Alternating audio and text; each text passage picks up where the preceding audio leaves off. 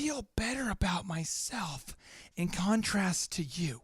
You are not as beautiful as me, and I feel better. It's like a self-help sort of it's good for you to watch Facebook Live. You're going to feel better about yourself if you see me. I'm a man, bear, pig, and I'm here on this gig teaching you the Thrive Time Show, Business School Without the BS. I'm teaching you specifically what you need to know, the 6 super moves for weaving your family into your business. And we're talking about move number 4, being intentional about weaving your family into the business. Now, Sharita, you had said something off air, and I go, whoa, that's profound. Whoa, calm down. Let's get that on the mic. Sure. See, the thing is, when you guys are describing what you do with your family, it's very normal to you guys. And I've known you guys for years. You've done this for years. It's very normal to you.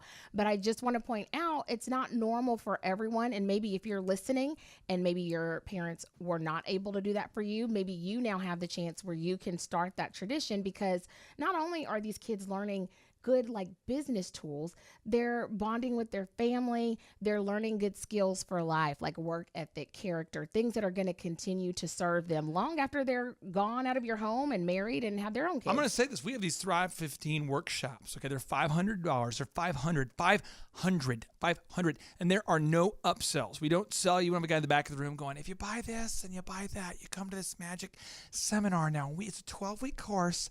On week 13, which is kind of a bonus, you're able to get into an exclusive event if you qualify to walk on hot coals. No, it's a seminar, and we do these. They're workshops. Okay, they're $500 to attend, or they're kind of a smaller group.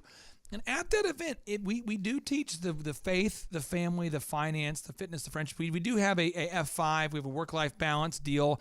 And rumor has it my wife may show up on occasion. So if you want to learn how to homeschool the kids, how to matriculate the youth of America, you could do that kind of thing. But I want to talk to you about being intentional about weaving family into the business, and specifically skill development. I used to own a photography company until about 2 weeks ago. I had it for 10 years, but owned it until 2 weeks ago. And here's the thing about it, is that my daughter now knows how to edit photos. Yeah. Because we had somebody working with us back in the day. And could you imagine a world where someone could have a job and they get paid and they don't do their job? Could you imagine that ever happening? No, seems wrong. Do you remember when I came home, I was so frustrated that this person would not get the style chooser done? Yep. Vanessa, do you remember this? Yep, I remember this. So I had my daughter. How old was Havana at the time? 7, 8? I want to say she was probably like 9. I had Havana at age 9 edit the photo styler for an idiot who wouldn't do his job. And if you're listening right now and you wouldn't do your job, you're an idiot, and a 9-year-old could do your job. I love it. And she learned that skill. So right now my son wants to learn drones.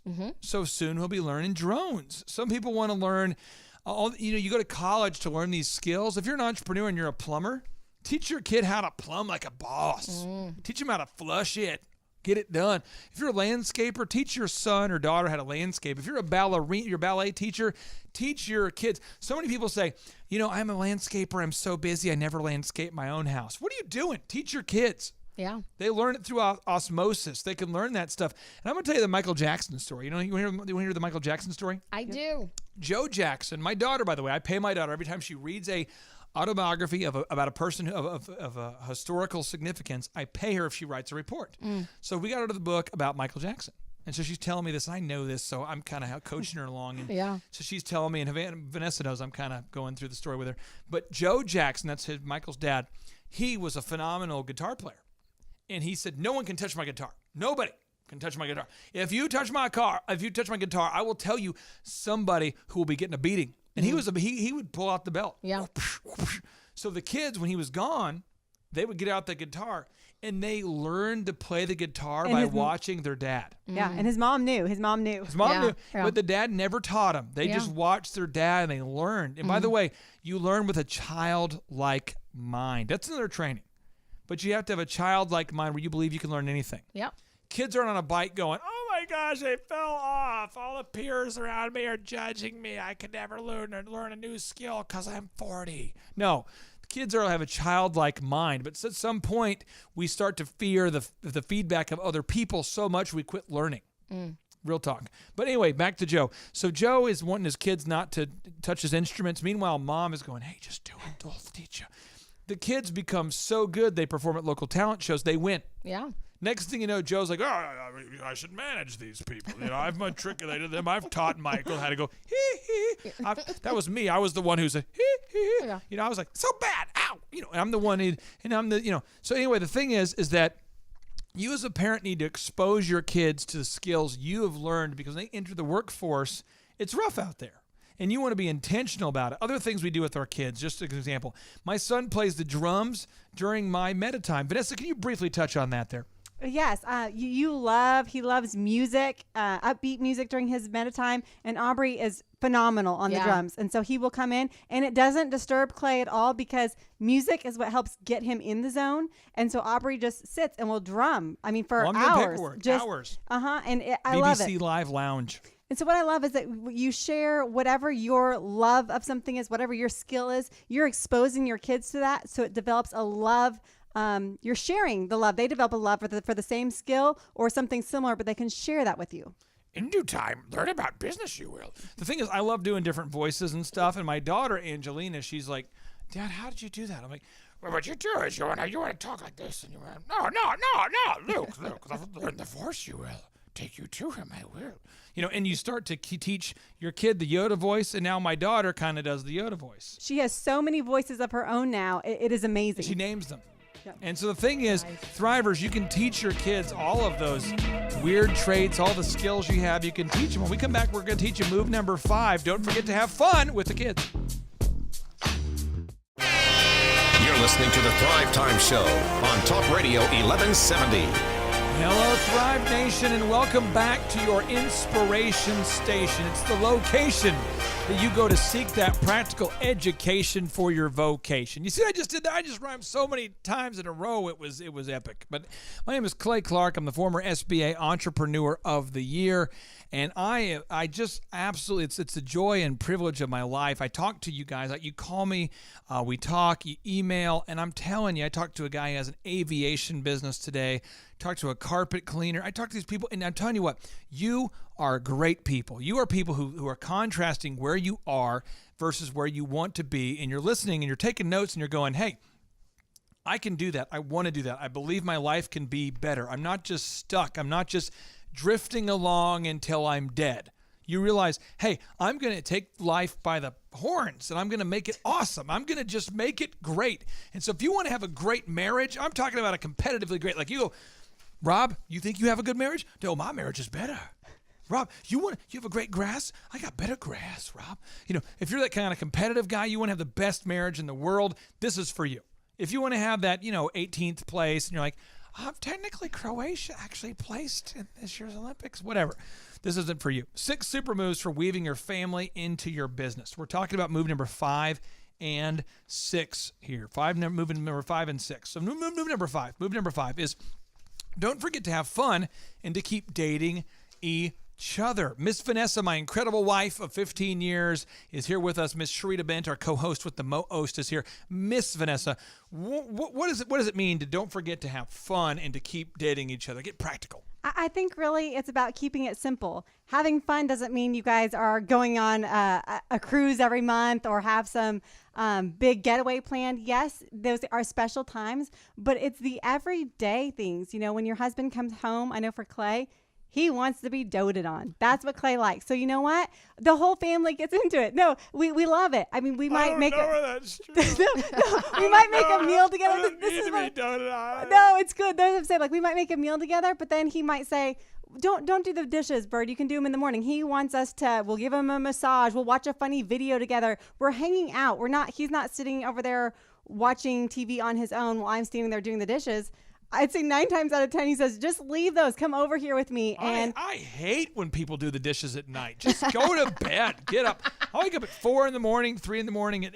Past 8 o'clock, I'm like, oh my gosh, it's so late. It's like 8:02. But I need to say something about this because there's great wisdom in that, because I think people get really tired and cranky as the night goes on. I know I've done this before, and you stay up trying to do more things, and you should have just maybe been together and had a good time. But I love it. It's so simple, and it seems like it's a small thing. It's not a big trip we're doing together, but it's fun in the everyday of going over there and enjoying each other, watching a funny little SNL maybe that we Google from the night before. Can you give examples of, I'm going to give a couple will just kind of get you going, get you flowing. But I like to burn stuff. Ooh, like every night. Like every night, I think we fire In pit. the fire pit. The kids love it. That's an old remote. We could burn that. Listen, That's an old remote. How old of a remote? Does that still work? Let's burn it. everything. I wanted to clarify in the fire pit so they don't think you're just running around burning Yes, stuff. yes. We've got like 4 fire pits out here, but also just the upbeat playing of music. We love to have kind of a fun, upbeat atmosphere, and the kids pick up on it, and they will bring out their own music. But we've got music out on the patio too, and just I guess a fun, upbeat atmosphere. The new move I love to do. It never gets old. Is I love to call a guy, and I don't know what the rules are for radio. Do I have my phone over here? Do I have my phone over here? There's a guy that I like to call. I don't know if I have my phone. The guys are going to help me with the phone here. I think I have my phone. Yeah, just grab that from me. There's a guy I like to call. My best friend, one of my best friends, his name is Jonathan Barnett, and he is the founder of OxyFresh. And John, I'm not going to give you his whole number because I'm not that kind of guy. I wouldn't do that. But the thing is that his number, let me pull this up real quick. And Thrivers, by the way, nothing's more entertaining than listening to a guy who's trying to find a number in his phone. But I promise this has a big payoff. So what happens is John's number ends in 9774. But there's another guy whose number ends in 9744. So I routinely, probably once every 4 months, I'll text John and I'll say, hey, John, what time are you going to pick me up at the airport? And John will text back, because it's not John. I don't know who you are, but you need to delete me from your phone. It's getting serious. And I'll respond, hey, John, if you're going to talk to me that way, our relationship might be more over than you think it was. And then he'll respond, I am not John, and you need to stop texting me. And I say, you tell Carl that if I tell anyone what April said, it's all over for Mary Beth. And Mary Beth, you know how she is. And then he's like, I don't know who Mary Beth or April or whatever are. And I'm like, I'm telling you what, if you don't stop it right now, our marriage will get more weird than you can possibly imagine. And then this is probably a dude. And he's like, we're not married. I'm like, that's what you tell your friends, but you know how it is. And so, and then you get F-bombs, text back, and it gets awesome. And so for me, I do it, and I let my kids know what they're saying back, and they're like, Dad, seriously, do one more. And Vanessa's like, stop it. Don't text him. I'm like, no, let me send one more. And I do these bombs, and he's like, so I almost want to text him right now and see what he says. No. This is the dad. The one that was your dad's was the mean guy. This guy, the Jonathan one, is the nice guy, because I'll text him sometimes before I thought I was texting Jonathan, and was like, oh yeah, pick up lunch for me when they were in town, and he was saying really nice stuff. So I think that's the nice guy, and the one that was your dad's number was the super mean, angry guy. Ask him if he's watching the show. Oh, I just texted him, is Carl coming over? Yeah. See what happens. Invite him to go trick-or-treating with us. Yeah, or something. I don't know. This is a nice guy, I think. I really do. I mean, I also love upbeat music, like my wife said. I love going on dates with my wife. Little dates. Like, I'm like, hey, let's go to the Hispanic restaurant. Let's go to the Mexican restaurant, and let's get a margarita, and then let's just talk about whatever. These are little things that I get into. I love saying, hey, Vanessa, why don't we go to Sprouts? And they're spontaneous. They're not like these big, huge events. Yes, we have those, but it's the day-to-day making life fun together. But here's the deal. Vacations shut me down. I'm like, this is what people do. I'm on a beach. I hold out that you can do a cruise. You've loved the cruise in the past because of the itinerary. He likes a tight itinerary. No, you remember a skewed perspective because it was 7 days. Yep. And the first day was the worst day. First day was the worst day. The second day I slowed down. The plane had landed, and I slowed down. And I'm like, now I'm on a vacation. And I kind of started to get into that.